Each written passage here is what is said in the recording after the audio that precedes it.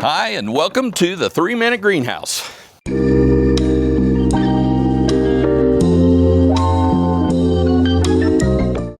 right, welcome to February at the 3-Minute Greenhouse. We've kind of get an overview of where we are, all the updates made so far. Got the new polycarbonate along the bottom, replacing that cedar. We've got over on the west side as well. Got the other panel in I was going to do. Because of these vents, it just wasn't worth it to try to put in polycarbonate in these little areas there, because definitely we'll need the vents down the road as it heats up. But it is today. It's about 57 degrees. It's about 90 degrees in here right now. You can see you've got the insulation more sealed, got it in most all the places where I'm going to put it, down low and up. There's maybe a couple places still need some, and I need more taping. Of course, I ran out of the tape to seal it. We've got that part going. Currently, said that it was 90 in here. The water is running about 65.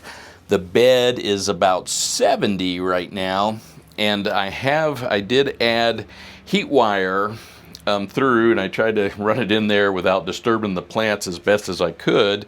But I planted a bunch more leaf lettuce. See, it all came up. I planted that about 5 days ago, so that's looking good. But the heat wire I run just to have it turn on and off about 4 times a night, run it for a half an hour just to try to keep the temperature up. So far it's keeping it about 65 degrees, so we're getting a better growth for the lettuce, and hopefully that will do. That ends up costing, running that heat wire just for those 2 hours total, it seems like it's costing 7-8 cents a day, something along those lines. So that's where we are with the heat. You can definitely tell in here that the insulation and the extra polycarbonate is letting it get warmer in here.